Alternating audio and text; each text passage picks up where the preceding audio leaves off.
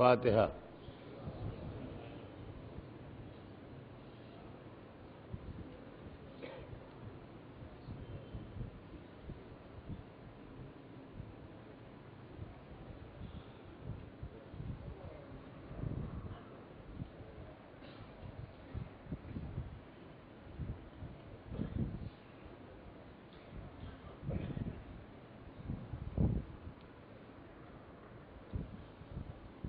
أعوذ بالله السميع العليم من الشيطان اللعين الرجيم. بسم الله الرحمن الرحيم. الحمد لله رب العالمين، والصلاة والسلام على سيدنا وشفيعنا أبي القاسم محمد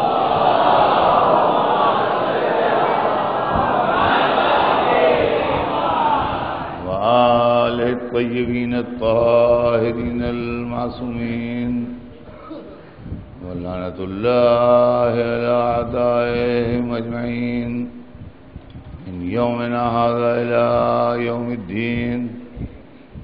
أما بعد، فقد قال الله سبحانه تبارك وتعالى في كتابه المبين، وهو أصدق الصادقين: إن الله اصطفى آدم ونوحا وآل إبراهيم وآل عمران على العالمين. صلوات بھیجتے ہیں محمد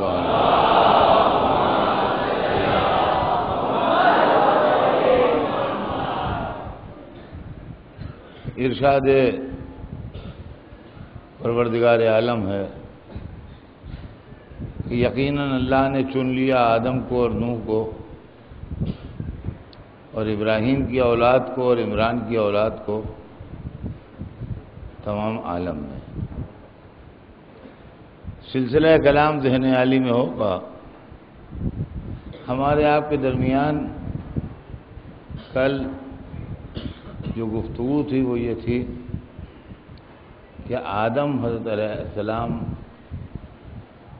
ہمارے سلسلے میں جو دنیا میں نبوت کا سلسلہ قائم ہوا اس میں بے شک پہلے رسول ہیں، پہلے حضرت آدم ہیں، لیکن اصلیت میں پہلے رسول نہیں ہیں، بلکہ پہلے رسول ہمارے رسول سرکار دو عالم ہیں.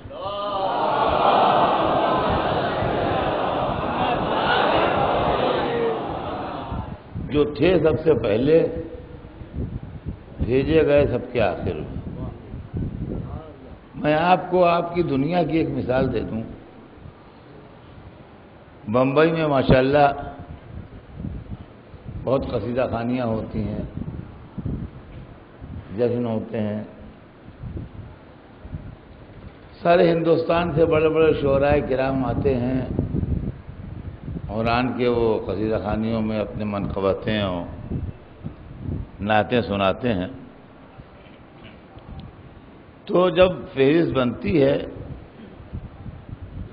اور نام لکھے جاتے ہیں شعراء کے، تو جتنے آپ نے بلائے ہیں ان میں جو سب سے بڑا شاعر ہوتا ہے اس کا نام سب سے پہلے لکھا جاتا ہے. یہ وہ لوگ جانتے ہیں جو قصیدہ خوانیاں کرتے ہیں اور جو قصیدہ خوانیوں میں بلاتے ہیں، وہ اس سے اچھی طرح واقف ہیں. جو سب سے بڑا اور چھوٹی برقع اور مشہور شاعر ان کی محفل میں آنے والا ہے اس کا نام سب سے پہلے اوپر لکھتے ہیں. لیکن جب سب شعراء آ جاتے ہیں اور پڑھائی شروع ہوتی ہے تو سب سے بڑا سب سے پہلے پڑھتا نہیں.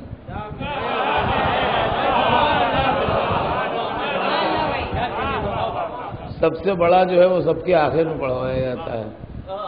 میں کہا بھائی یہ کون سی بات ہے؟ نام تو آپ نے سب سے پہلے لکھا اور پڑھوایا سب کے آخر میں. کہا آپ سمجھے نہیں، یہ قصیدہ خوانی کی محفل ہے، یہ آپ کی مجلس نہیں ہے، اس کو آپ نہیں سمجھ سکتے. ان کی عظمت کے لحاظ سے سب سے پہلے نام لکھا گیا، اور اگر ہم انہی کو پڑھوا دیتے تو سارا مجمع اٹھ کے چلا جاتا. مجمع رکا تو انہی کی وجہ سے. یہی مسئلہ میاں نبوت میں ہے. کہ 1,24,000 نبی ہوئے، جو سب سے بڑا تھا خلق وہ سب سے پہلے ہوا، لیکن بھیجا سب کے آخر میں گیا تھا کہ کائنات کی ہدایت کر سکے۔ صلوات بھیجتے ہیں محمد والے۔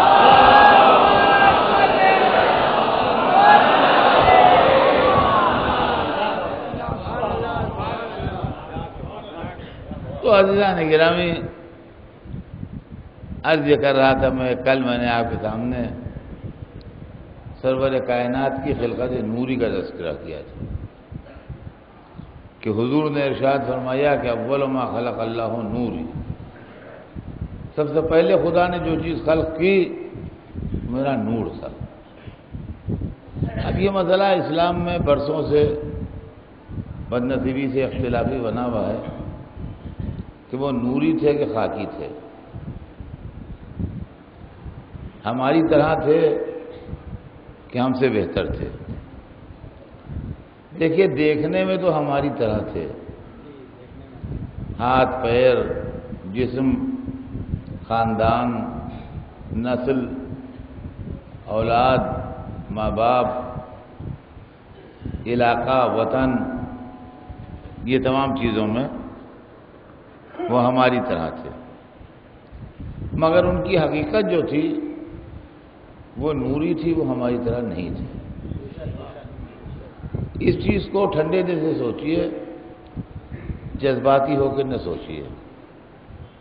ان کو اللہ نے مرسل اعظم بنایا تھا، 1,24,000 انبیاء کا سردار بنایا تھا، ان کو اللہ نے قرآن جیسی کتاب دی تھی اور قرآن جیسی کتاب کو مدرس بنا کے بھیجا تھا۔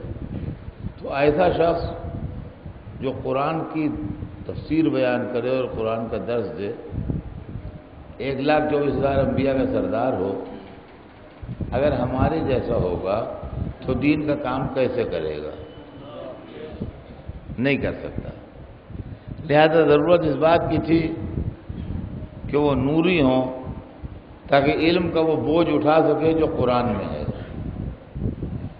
لیکن مشکل یہ ہے کہ پالیسی یہ تھی کہ اگر وہ تابش نور کے ساتھ دنیا میں آئیں گے تو لوگ بوکھلا بوکھلا کے کلمہ پڑھ لیں گے اور غور کرنے کا موقع نہ ملے گا، اور آدمی کلمہ پڑھے تو غور کر کے پڑھے، بوکھلا کے وہ پریشان حال ہو کے نہ پڑھے۔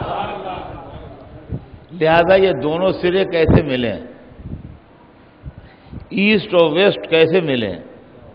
ایک طرف ضرورت کہتی ہے کہ نوری ہو، دوسری طرف مصلحت کہتی ہے کہ ہمارا جیسا ہو، تو یہ ضرورت و مصلحت کے دونوں خانے کیسے ایک جگہ کیے جائیں؟ تو ہمارے لیے مشکل ہو یا آسان، لیکن اللہ کے لیے یہ آسان تھا، اس نے اپنے حبیب کا ظاہر تو بشری بنایا، حقیقت نوری بنائی۔ حقیقت نوری اس لیے بنائی کہ کام متاثر نہ ہو، ظاہر بشری اس لیے بنایا کہ پالیسی متاثر نہ ہو۔ تو پالیسی کے لیے رسول جسمانی ہے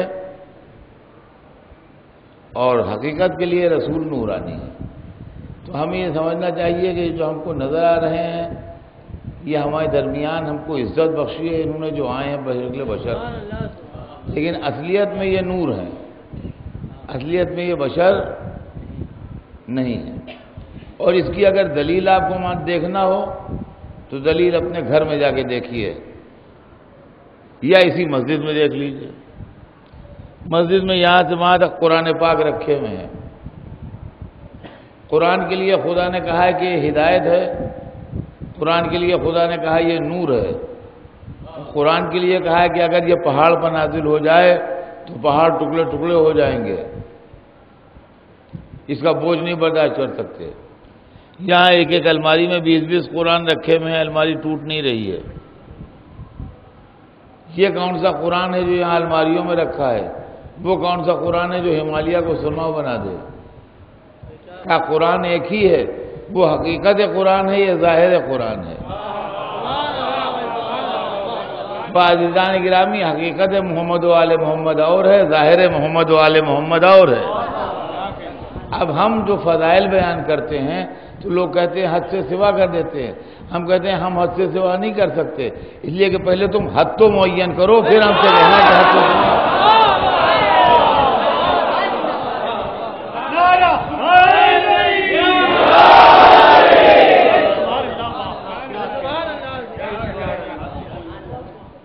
تو معین کیجئے کہ یہ حد ہے، پھر ہم اس حد سے آگے نہ بڑھیں گے۔ آپ نے حد معین کی اور کہا کہ حد سے سوا ہو گئے، تو آپ کی معین کی بھی حد نہیں چلے گی۔ حضور کو اللہ نے قرآن کی تعلیم دینے کے لیے بھیجا، یعلمہم الکتاب والحکمہ، کتاب و حکمت کی تعلیم دے۔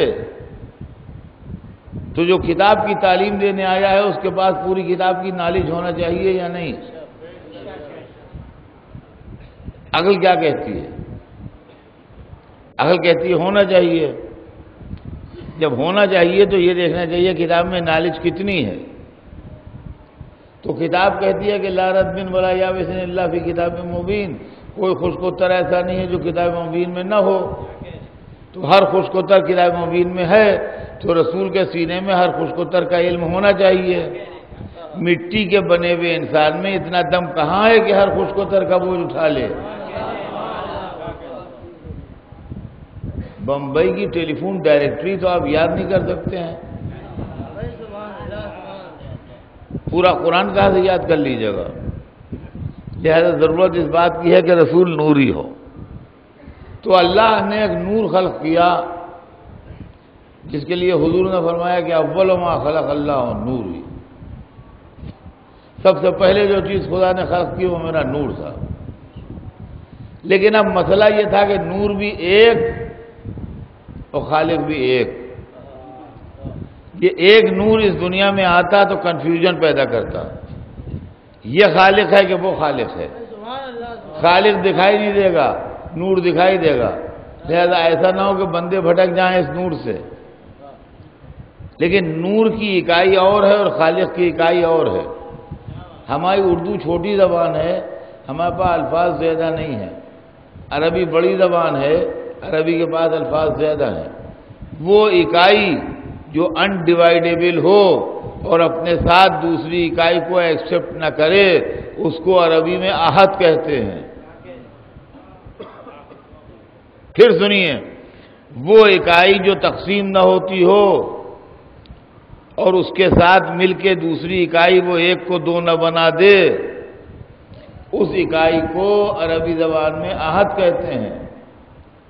اور وہ اکائی جو تقسیم کے قابل ہو، ڈیوائیڈیبل ہو اور اپنے ساتھ دوسری اکائی کو اگر قبول کر لے تو ایک کی دو ہو جائے، اس اکائی کو عربی زبان میں واحد کہتے ہیں۔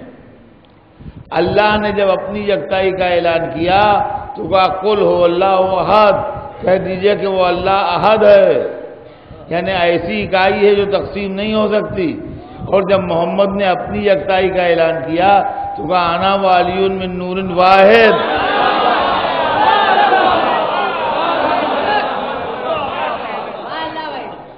میں اور علی ایک نور سے ہیں، نور واحد۔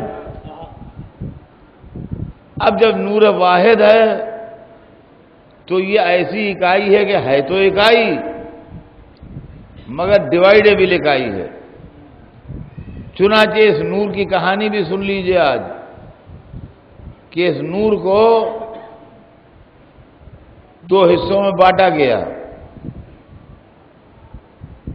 ایک نور کے حصے کا نام رکھا گیا محمد، ایک کا نام رکھا گیا علی۔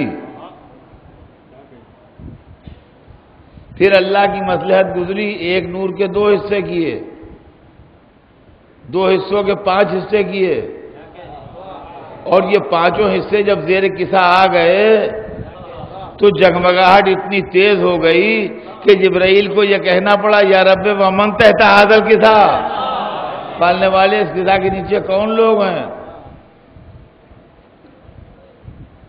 5 کے 12 کیے، 12 کے 14 کیے۔ نور کی کہانی عزیزان گرامی یہ ہے کہ نور ایک تھا، جب اس کو 2 حصوں میں بانٹا تو محمد و علی بنے۔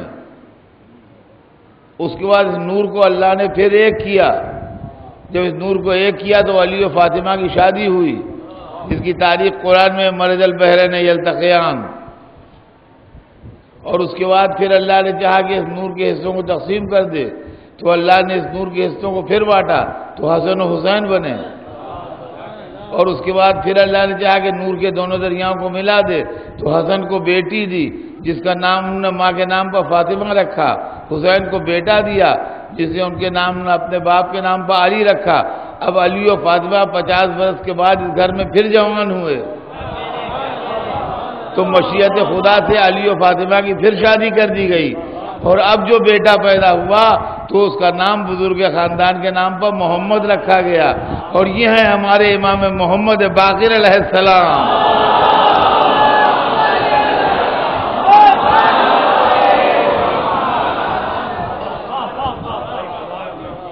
اور امام محمد باقر علیہ السلام سے مل کے جو نور کا دریا ساتھ چلا تو الحمدللہ آج تک نور کا دریا موجود ہے۔ اور ایک دن ایسا آئے گا کہ جب پردہ ہٹے گا اور دریائے نور زمین پر ظاہر ہوگا دنیا کے سامنے، تو اس وقت دنیا دیکھے گی اس نور سے اشرقت الارض بنور ربہا، اپنے پروردگار کے نور سے زمین چمچمانے لگے گی۔ صلوات بھیج دیں محمد و آل۔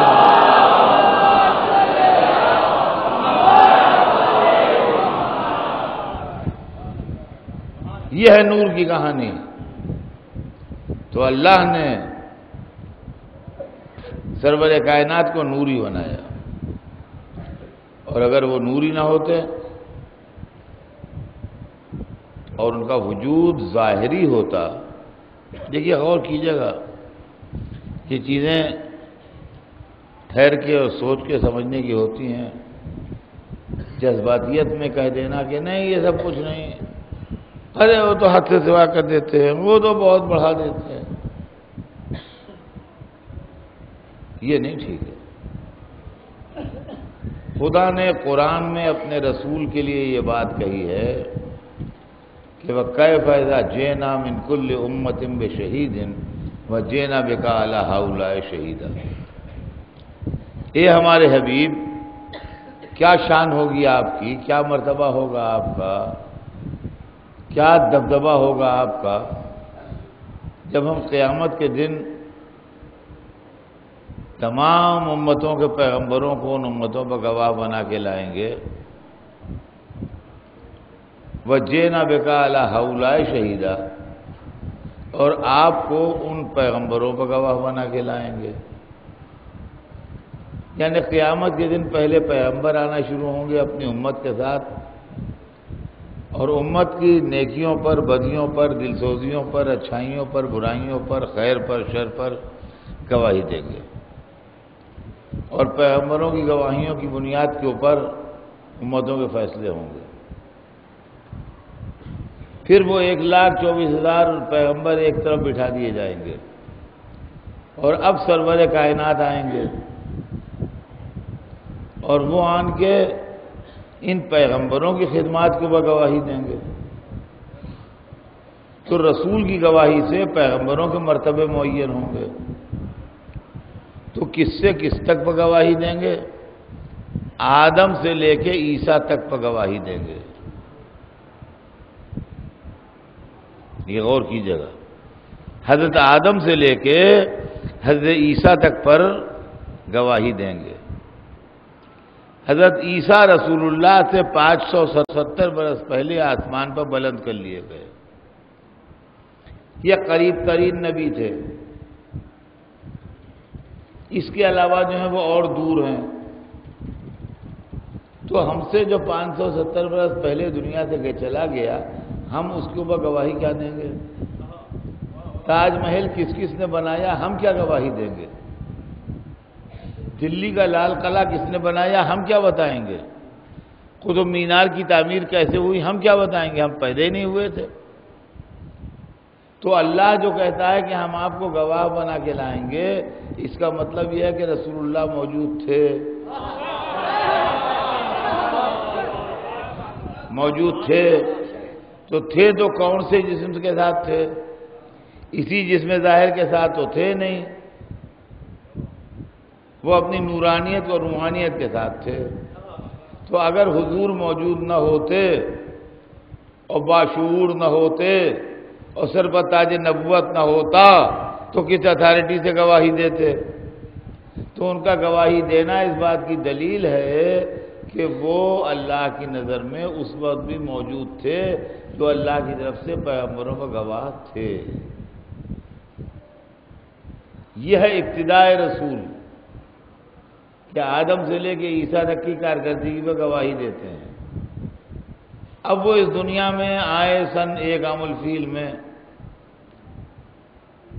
اور ہمارے اس خاکدان عالم سے سن 11 عام الفیل میں گزر گئے۔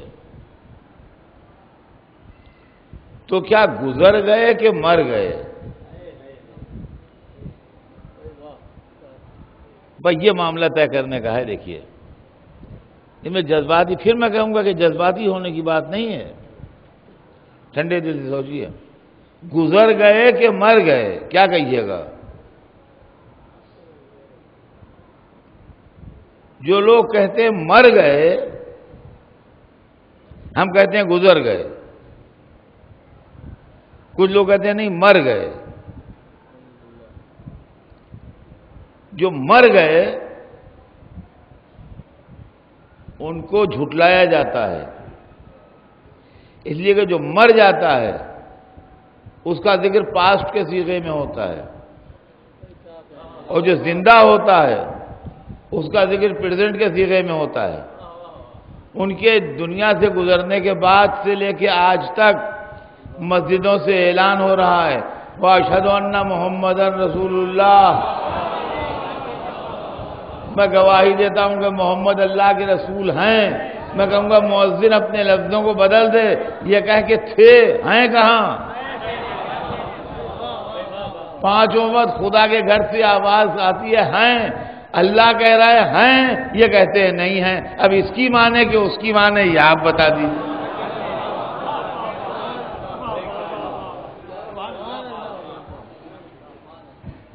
گزر گئے، لیکن گزر جانے کا مطلب یہ نہیں تھا کہ فرائض ختم ہو گئے۔ گزر جانے کا مطلب یہ نہیں تھا کہ ڈیوٹی آف ہو گئی۔ گزر جانے کا مطلب یہ ہے کہ اللہ نے بعد میں بھی ڈیوٹی لگائی، اور قرآن مجید میں دوسری ڈیوٹی کا تذکرہ ہے، اور وہ یہ ہے کہ اے رسول آپ امت وسط پر گواہ ہیں۔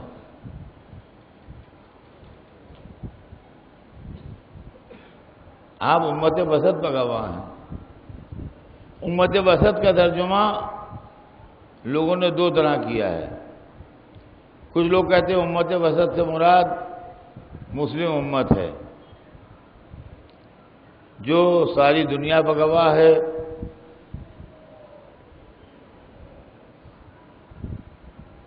وَجَعَلْنَاكُمْ أُمَّةً وَسَطًا لِتَكُونُوا شُهَدَاءَ عَلَى النَّاسِ وَيَكُونَ الرَّسُولُ عَلَيْكُمْ شَهِيدًا، یہ قرآن کی آیت ہے۔ اور ہم نے اسی طریقے سے تم کو درمیانی گروہ قرار دیا کہ تم تمام انسانی امتوں پر گواہ بنو اور رسول تم پر گواہ ہو۔ تو عام عالم اسلام کی تفسیر یہ ہے کہ امت وسط سے مراد امت مسلمہ ہے، جو تمام امتوں پر نگراں ہے۔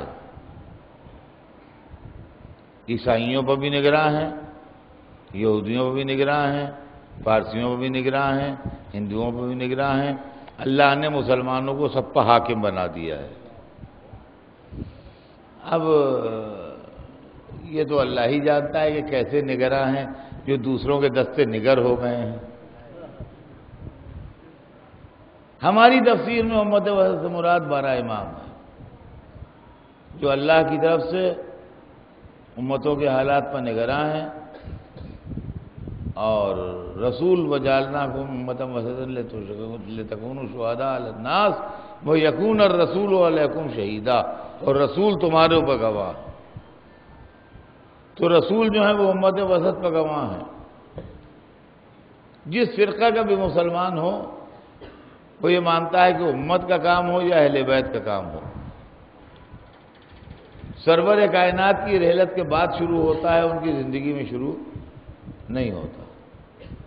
تو اس کا مطلب یہ ہوا کہ گواہ جو ہیں حضور امت وسط کے اوپر، وہ اپنی رحلت سے لے کے صبح قیامت تک گواہ ہیں۔ تو اگر نورانی نہ ہوتے اور مر گئے ہوتے تو گواہ کیسے ہوتے؟ ان کا گواہ ہونا ادھر پیغمبروں پر اور ادھر امت وسط پر اس بات کی دلیل ہے کہ یہ اس کونے پہ بھی موجود تھے اور اس کونے پہ بھی موجود ہیں۔ اب رسول کی دو حیثیتیں ہیں، ایک رسول کی جسمانی حیثیت ہے، ایک رسول کی نورانی حیثیت ہے، اور ایسے ہی علی ہیں، سمجھ لیجئے بات کو، اس میں جھیپنے یا شرمانے کی بات نہیں ہے۔ اکثر و بیشتر لوگ کہتے ہیں کہ علی کیا مانگتے ہو علی سے، علی تو مر گئے۔ اگر نور کا ایک ٹکڑا زندہ ہے تو نور کا دوسرا ٹکڑا بھی زندہ ہے۔ اگر محمد زندہ ہے تو علی بھی زندہ ہے، علی کی زندگی کے بھی ثبوت موجود ہیں۔ اب ہم مانگتے کیوں ہیں؟ لیکن دو باتیں ہیں، ایک طرف یہ کہا جاتا ہے کہ وہ تو نجف میں دفن ہو گئے، نجف میں روضہ بن گیا، معلوم ہے ہمیں نجف میں روضہ معلوم ہے، ہم جاتے ہیں زیارت کرنے کے لیے، بوسہ دیتے ہیں۔ مدینے میں سرکار کے قبر مطہر ہے، وہاں بھی جاتے ہیں، حالانکہ وہاں بوسہ نہیں دینے دیا جاتا اس وقت، مگر بہرحال جاتے ہیں، عقیدت سے جاتے ہیں۔ تو مدینے بھی جاتے ہیں، نجف بھی جاتے ہیں، یہ جانتے ہیں یہاں رسول اللہ دفن ہے، یہاں مولا علی دفن ہے۔ جب دفن ہے تو مانگنے کیا جاتے ہو؟ چونکہ ان کا دوہرا وجود ہے، لہذا ظاہری وجود کو بوسہ دینے جاتے ہیں اور باطنی وجود سے مانگتے ہیں۔ ظاہری وجود کو بوسہ دینے جاتے ہیں کہ یہاں کے بس سو رہے ہیں، جیسے کہیں پر قرآن رکھا ہو تو آپ قرآن کو چومتے ہیں، یہ قرآن وہ قرآن نہیں ہے جو پہاڑ کو سرما کر دے، مگر ظاہر قرآن کو چومتے ہیں، اور باطن قرآن جو ہے وہ ایسا ہے کہ جو چاہے وہ کر دے۔ اسی طریقے سے محمد و آل محمد ہیں، یہ ان کا ظاہر کچھ اور ہے، باطن کچھ اور ہے۔ ظاہر میں وہ ایک بشر ہیں، باطن میں وہ نور ہے جن کو اللہ نے دین کی ہدایت کے واسطے خلق کیا۔ اب اسی میں رسول بھی ہیں، اسی میں علی بھی ہیں۔ علی اس کونے پر تھے کہ نہیں؟ غور طلب بات یہ ہے، علی اس کونے پر تھے کہ نہیں جو آغاز کا کونا ہے، جہاں سے آدم پر گواہی ہوئی ہے۔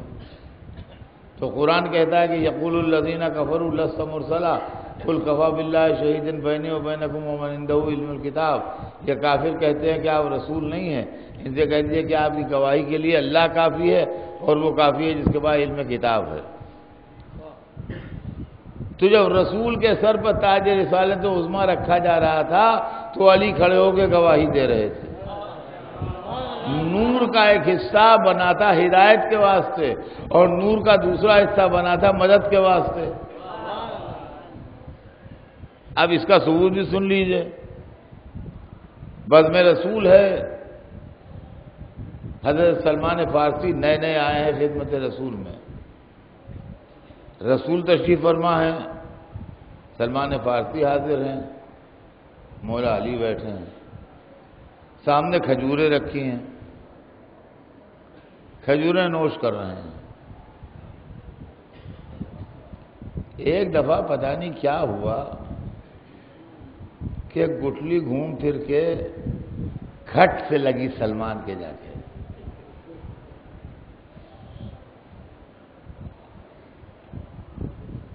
سلمان بہت بڈھے تھے، تو کہتا ہے 100 برس کے تھے، وہ کہتا ہے 100 برس سے زیادہ کے تھے، بہرحال جتنے بھی ہوں بہرحال بڈھے بہت تھے۔ بڈھے کو جب کوئی چھیڑتا ہے تو اس کو فوراً اپنا بڑھاپا یاد آتا ہے۔ بڈھے مجھے معاف کریں گے، میں خود بھی بڈھا ہو گیا، لہذا مجھے کہنے میں کوئی شرماہٹ نہیں ہے۔ بڈھے کو جب کوئی چھیڑتا ہے، خاص طور سے نوجوان، تو ایک دم بھڑکتا ہے۔ مجھ بزرگ سے بڈھے سے مذاق، شرم نہیں آتی؟ سلمان کی لگی گٹھلی، تیسرا کوئی چوتھا تھا نہیں، رسول اللہ تھے، مولا علی تھے اور سلمان تھے۔ تو رسول تو گٹھلی مارنے سے رہے، لامحالہ وہ 24-25 برس کا لڑکا جو بیٹھا ہوا تھا اسی نے ماری گٹھلی۔ کہا مجھ بڈھے سے مذاق کرتے ہیں؟ اس کو دیکھا، کہنے ایسا جملہ کہا کہ دل ملا جائے، کہنے کیا بہت بڈھے ہو؟ آپ بتائیے کیا ہو گیا ہوگا؟ 24-25 برس کا وہ لڑکا 100-125 برس کے آدمی سے پوچھ رہا ہے کیا بہت بڈھے ہو؟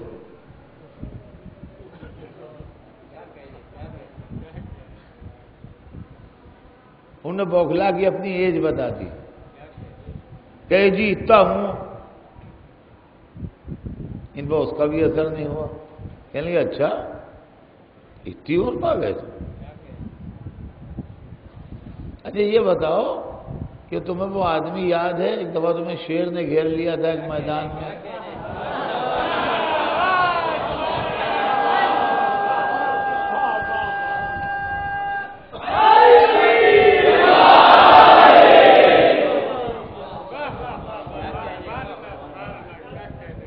شیر نے گھیر لیا تھا ایک میدان میں تمہیں، کوئی بچاؤ کی صورت نہیں تھی، ایک آدمی نے آن کے اس شیر کو بھگایا تھا، تم کو بچایا تھا۔ اب تو ایک دم یہ جی ہاں جی ہاں جی ہاں جی ہاں آپ صحیح فرماتے ہیں، صحیح فرماتے ہیں، بالکل بالکل وہ آدمی، جی ہاں بے شک بے شک بے شک۔ مگر یہ آپ سے بتایا کس نے؟ یہ تو میری نوجوانی کا قصہ ہے، اور وہ تو میں نے آج تک کسی کے منہ سے نکالا ہی نہیں۔ کیا خدا کو علم ہے، یا وہ آدمی جانتا ہے جس نے مجھے بچایا تھا، یا میں جانتا ہوں؟ اس کے علاوہ کسی کو معلوم ہی نہیں ہے، یہ آپ کو بتایا کس نے؟ ان پر کوئی اثر ہی نہیں ہوا اس کے کہنے کا بھی۔ کہنے لگے جب وہ آدمی شیر کو بھگا چکا ہو تم محفوظ ہو گئے، تو اس وقت کچھ تھا نہیں تمہارے پاس، تو جنگل میں کچھ پھول کھلے تھے، تم نے گلدستہ ایک بنایا، گلدستہ بنا کے اس آدمی کو پیش کیا، تمہیں پاس کچھ ہے نہیں، یہ میرا تحفہ آپ قبول کر لیجئے۔ اب تو یہ کانپنے لگے، شیورنگ۔ جی ہاں جی ہاں جی ہاں جی ہاں جی ہاں صحیح کہتے ہیں آپ، صحیح کہتے ہیں آپ، مگر یہ آپ سے کون کہہ گیا، کس نے بتا دیا؟ جب ہوا کے اندر ہاتھ ڈالا تو وہی گلدستہ اور ویسے کھلے ہوئے پھول۔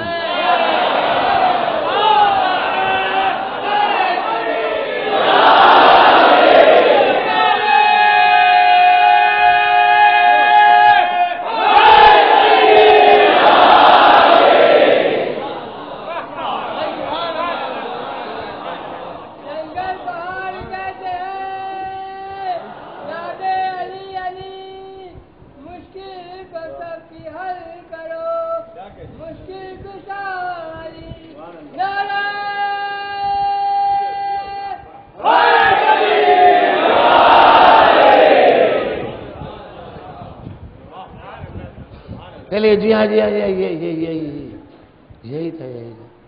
ہمیں تو سوچنے کے قابل بات ہے کہ برسوں سے جس کے ہاتھ میں پھول نہ کملائے، کیا اس کے باغ کا پھول کملا جائے گا؟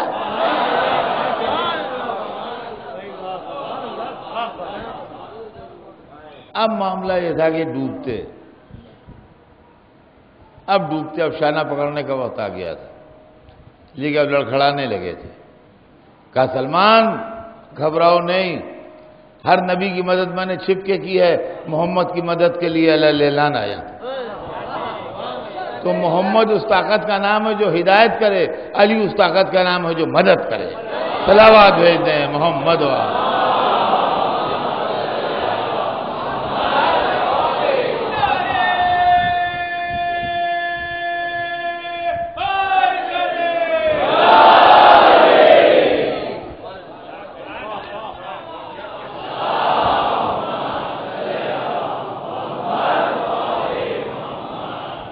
اب جب ہم فضائل پڑھتے ہیں تو لوگ کہتے ہیں ارے شرک بک رہے ہیں، شرک بک رہے ہیں۔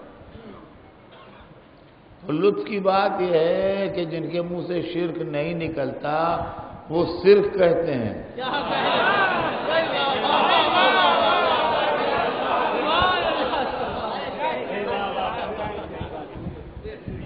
شرک ہے۔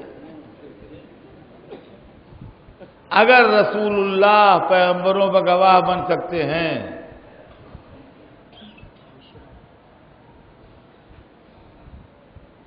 جس وقت نوح اپنی کشتی میں بیٹھ کے چل رہے تھے، اگر اس وقت رسول گواہ ہیں، اور جب ابراہیم آگ میں ڈالے جا رہے تھے اس وقت رسول گواہ ہیں، اور جب موسیٰ فرعون کے دربار میں آئے تھے اس وقت رسول گواہ ہیں، اور جب عیسیٰ کے لیے سولی لائی گئی تھی اس وقت کے رسول گواہ ہیں، تو علی مدد کے لیے آئے ہیں۔ تو اب اگر ہم یہ کہیں کہ اب نوح اپنی کشتی میں جا رہے تھے اس وقت علی نے مدد کی، جب ابراہیم آگ میں گرائے جا رہے تھے اس وقت علی نے مدد کی، جب موسیٰ فرعون کے سامنے جا رہے تھے اس وقت علی نے کمر تھامی، جب عیسیٰ کے لیے سولی آئی تو اس وقت علی نے مدد کی، تو یہ کون سا شرک ہو جائے گا بھائی؟ ایک نور کا حصہ بنایا گیا ہے گواہی کے لیے، دوسرا بنایا گیا ہے مدد کے لیے۔ اس کو شرک نہ بنائیے، بلکہ اللہ ہی کی قدرت کے کارخانے ہیں جس نے یہ سب کچھ کیا ہے۔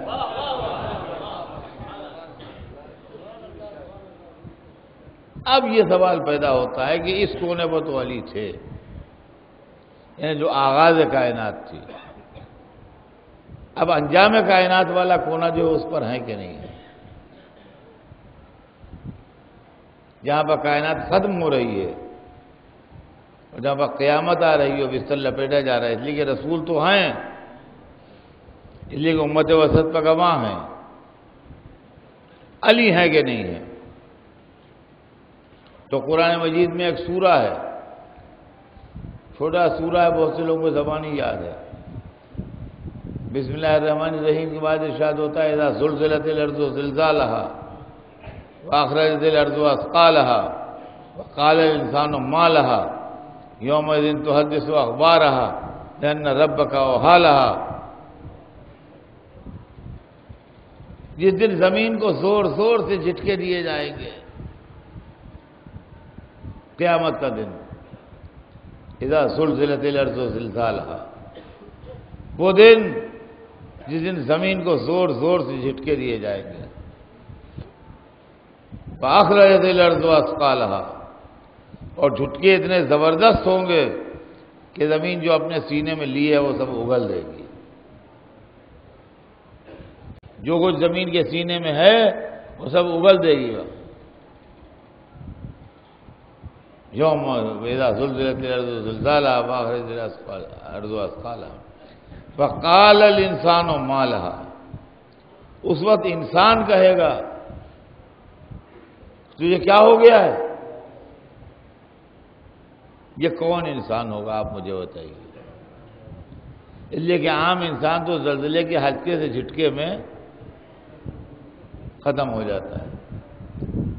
زلزلے کے ہلکے جھٹکے آتے ہیں، 70,000 75,000 80,000 میتیں چھوڑ کے جاتے ہیں۔ جب زمین زور زور سے اتنا ہلا دی جائے کہ جو کچھ اس کے کلیجے میں وہ نکال کے باہر پھینک دے، مگر کون سا انسان بیٹھا ہوگا پوچھنے کے لیے؟ سب کے سب منو مٹی میں دبے پڑے ہوں گے، مرے ہوئے، ان میں اتنا دم ہی کہاں ہوگا جو پوچھ لیں؟ معلوم ہے یہ کوئی اور انسان ہے، یہ انسان نہیں ہے۔ قال الانسان ما لها، انسان پوچھے گا تجھے کیا ہو گیا ہے، کیا کر رہی ہے، کیوں جھٹکا کھا رہی ہے؟ یومئذ تحدث اخبارها، وہ دن جس دن زمین اپنی خبریں بیان کرے گی۔ ادھر انسان نے پوچھا تجھے کیا ہو گیا ہے، ادھر اللہ کا حکم آیا، زمین انسان کو رپورٹ دینے لگی، یہ ہوا یہ ہوا یہ ہوا۔ تو معلوم کوئی اتنا امپارٹنٹ انسان ہے کہ جب اس نے زمین سے پوچھا تو زمین رپورٹیں دینے پر تیار ہو گئے۔ یوم دن تو حدث اخبار ہو، ایسے ہی نہیں کہ خود بخود خبروں پر تیار ہو گئی۔ بِأَنَّ رَبَّكَ أَوْحَىٰ لَهَا، اس لیے کہ اس کے رب نے اس پر وحی کی ہے کہ انسان پوچھ رہا ہے بولتی نہیں، بول بول، بیان کر، اسٹیٹمنٹ دے۔ اور زمین نے اسٹیٹمنٹ دینا شروع کر دیے کہ یہ ہوا یہ ہوا یہ ہوا، یہاں پر ظلم ہوا، یہاں پر عدل ہوا، یہاں پہ ایک آدمی کی مدد کی گئی، یہاں پہ ایک آدمی قتل کیا گیا، یہ ہوا۔ اب سمجھے آپ یہ کون انسان ہے؟ تفسیر میں لکھا ہے کہ یہاں انسان سے مراد علی ابن ابی طالب علیہ السلام۔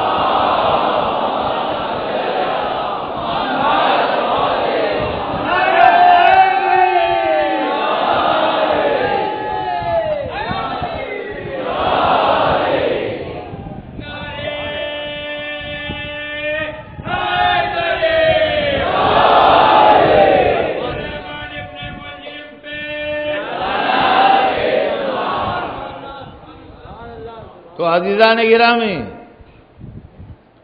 یہ وہ لوگ ہیں جن کو اللہ نے دو وجود عطا کیے ہیں، ایک وجود ظاہری ہے اور ایک وجود نوری ہے۔ سلسلہ کلام کل آگے بڑھے گا انشاءاللہ۔ ہمارے نبی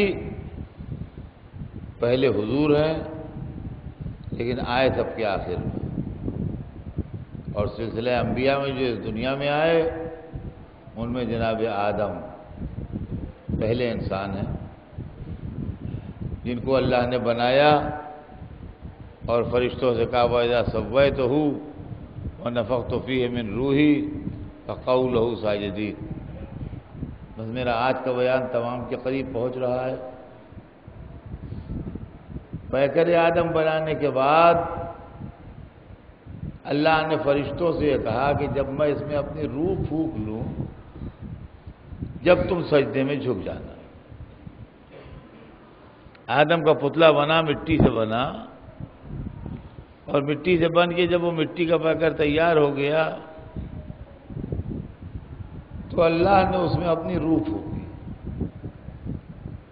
اور قرآن میں یہ آیت آئی کہ وَإِذَا سَوَّيْتُهُ، جب میں اس کو ٹھیک سے درست کر لوں، وَنَفَخْتُ فِيهِ مِن رُوحِي، اور اس کے اندر اپنی روح پھونک لوں، فَقَعُوا لَهُ سَاجِدِينَ، تو تم اس کو سجدہ کرنا۔ عزیزان گرامی، اب سوال یہ پیدا ہوتا ہے کہ اللہ خالق روح ہے، نہ اللہ روح ہے، نہ اللہ نور ہے، نہ اللہ جسم ہے، نہ اللہ دکھائی دے گا، نہ اللہ سنائی دے گا، نہ اللہ محسوس کیا جا سکے گا اجزائے جسم سے۔ تو جب اللہ خالق روح ہے تو روحی کا کیا مطلب ہے؟ جب میں اپنی روح پھونک لوں تو سجدہ کرنا، یہ اللہ کی روح کون لوگ ہیں؟ جب یہ سوال معصوم سے کیا گیا تو معصوم نے ارشاد فرمایا وہ ہمارے انوار تھے جو پیکر آدم میں داخل کیے گئے، وہ ہمارے انوار تھے جو پیکر آدم میں داخل کیے گئے۔ جب اللہ نے ہمارے انوار پیکر آدم میں داخل کیے تو آدم آدمی بن کے اٹھ بیٹھے اور اس قابل ہو گئے کہ ملائکہ ان کو سجدہ کریں۔ معلوم ہے یہ نور جہاں چمکا وہاں سجدہ ہوا، یہ نور جہاں چمکا وہاں سجدہ ہوا۔ اگر آدم کے پیکر میں چمکا تو ملائکہ نے سجدہ کیا، اور اگر کعبے میں چمکا تو ساری کائنات نے سجدہ کیا۔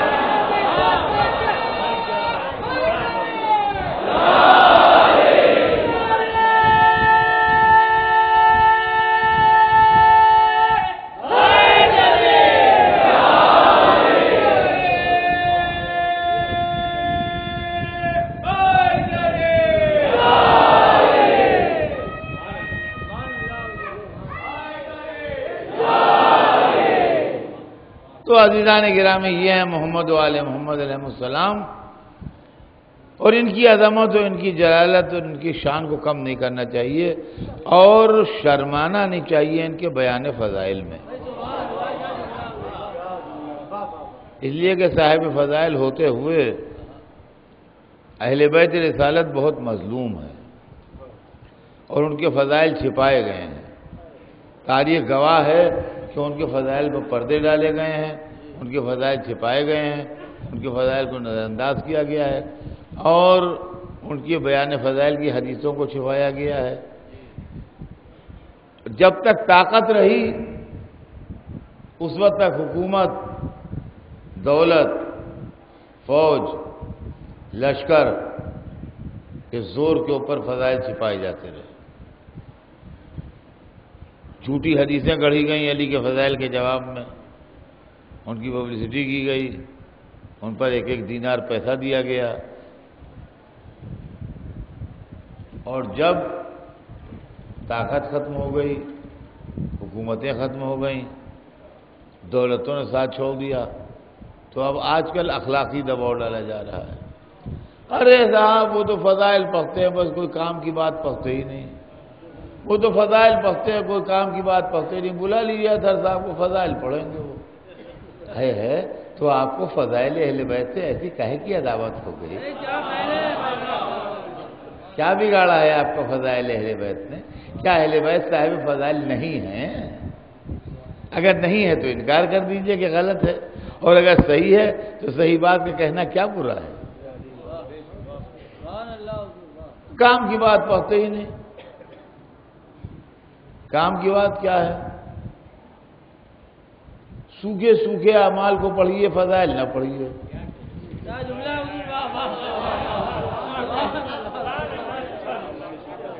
اعمال کو ضرور پڑھیے، میں اعمال کو پڑھنے کے خلاف نہیں ہوں، میں موعظے کے خلاف نہیں ہوں، میں نصیحت کے خلاف نہیں ہوں، ضرور کیجئے نصیحت، ضرور موعظہ کیجئے، ضرور اعمال کو پڑھیے، مگر جہاں ذکر اہل بیت آ جائے وہاں بھرپور فضائل اہل بیت بیان کیجئے۔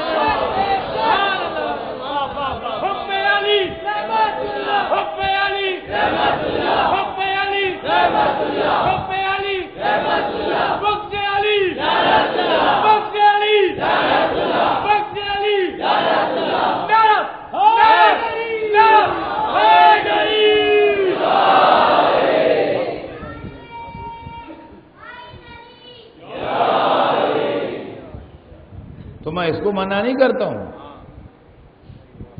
بے شک ہونا چاہیے، قوم کی اخلاقی حالت بھی ٹھیک ہونا چاہیے، قوم کی تعلیمی حالت بھی ٹھیک ہونا چاہیے، قوم کی اقتصادی حالت بھی ٹھیک ہونا چاہیے، قوم کو پابندی کے ساتھ اعمال کی انجام دہی بھی کرنا چاہیے۔ یہ تعلیم اہل بیت ہے، یہ سب باغ اہل بیت کے لگائے ہوئے ہیں۔ نماز، روزہ، حج و زکوٰۃ و خمس اہل بیت کا بتایا ہوا ہے۔ اہل بیت کی محبت کا تقاضا یہ ہے کہ ہم اس میں کوئی کمی نہ کریں، لیکن اس کا مطلب یہ نہیں ہے کہ نماز کی جھوک میں اہل بیت ہی کو چھوڑ دیں۔ یہ کام جو ہے، یہ اعتراض مجھے کس بات پر ہے یہ سمجھ لیجئے۔ میں اتنے کا ذمہ دار ہوں جتنا پڑھ رہا ہوں، اور اگر اس کے علاوہ کوئی میری طرف کچھ منسوب کرے تو میں اس کا ذمہ دار نہیں ہوں۔ اعمال بہت ضروری ہے، نصیحت بہت ضروری ہے، وعظ بہت ضروری ہے، مگر فضائل علی کے ساتھ۔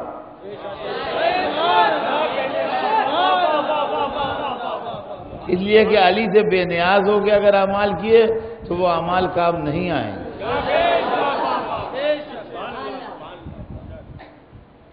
وہ اعمال کام نہیں آئیں گے۔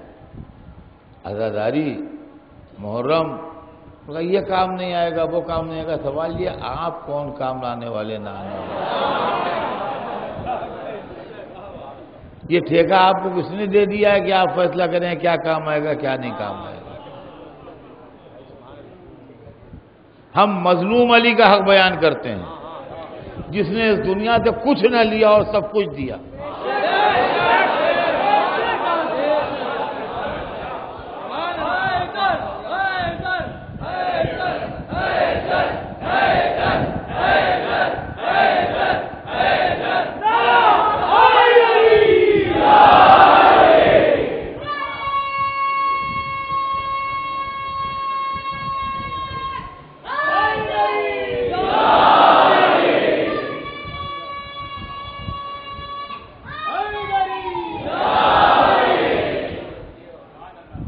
دنیا سے کچھ نہ لیا اور دنیا کو بہت کچھ دیا۔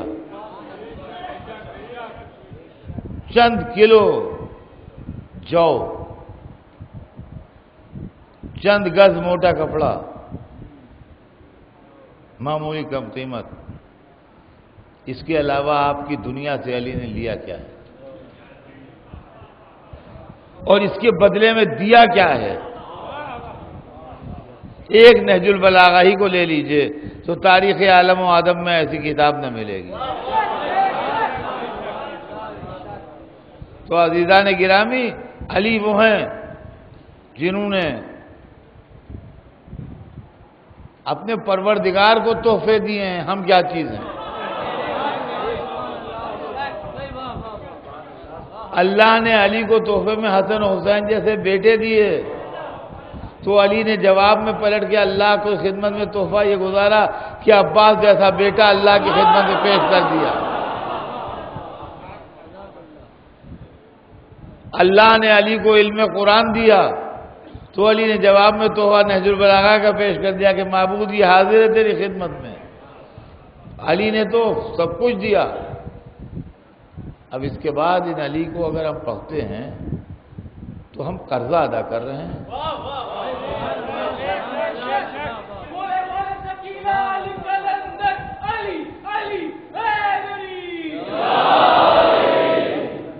ہم قرضہ ادا کر رہے ہیں.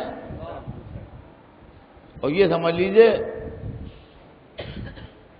کہ اگر کسی آدمی کے اوپر کسی کا $5 بلین کا قرضہ ہو اور گورنمنٹ سے $100 مہینے کی قسط بن جائے تو وہ اس کے بیٹے پوتے بھی نہیں ادا کر پائیں گے. کہاں $100 مہینہ اور کہاں $5 بلین. جی تو ان کا بھی جب ادا ہی نہیں کر سکتے دیتے کیوں ہو؟ پڑھتے کیوں ہو فضائل جب حق علی ادا نہیں کر سکتے؟ پڑھتے صرف اس لیے کہ ڈیفالٹر کی فہرست میں نام نہ آنے پائے.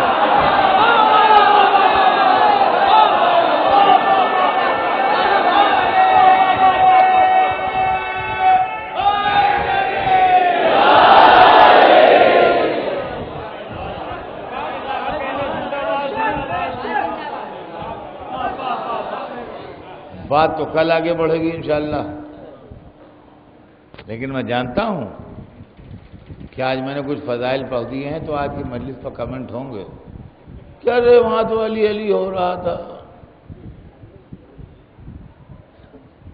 ایک صاحب نے ایک جگہ مجھ سے کہا، یہ بڑے افسوس کی بات ہے، دردناک بات ہے، یہ کوئی ہنسی کی بات نہیں ہے، بڑی سنجیدہ بات ہے. پتہ نہیں کس جوش میں تھے وہ. کہ نہیں جناب علی علی سنتے سنتے کان پک گئے میرے. تو میں بھی جلا بیٹھا ہوا تھا، میں نے کہا کٹوا ڈالیے کان اپنے.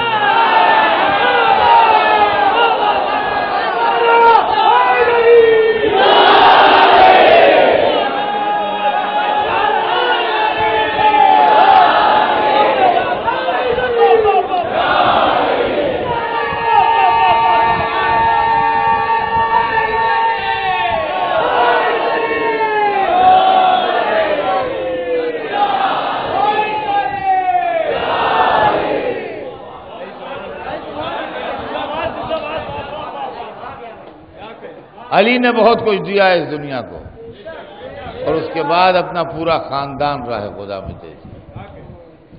عزیزان گرامی، آج محرم کی پہلی تاریخ ہے. امام علی مقام سے حر کے لشکر کی ملاقات ہو چکی ہے. اب کربلا قریب ہے، مدینہ دور رہ گیا. علی کا پورا گھرانہ، علی کے بیٹے، علی کے پوتے، علی کے نواسے، علی کا سارا خاندان شہادت دینے کے لیے زمین کربلا کے قریب. آج محرم کی دوسری رات آ گئی.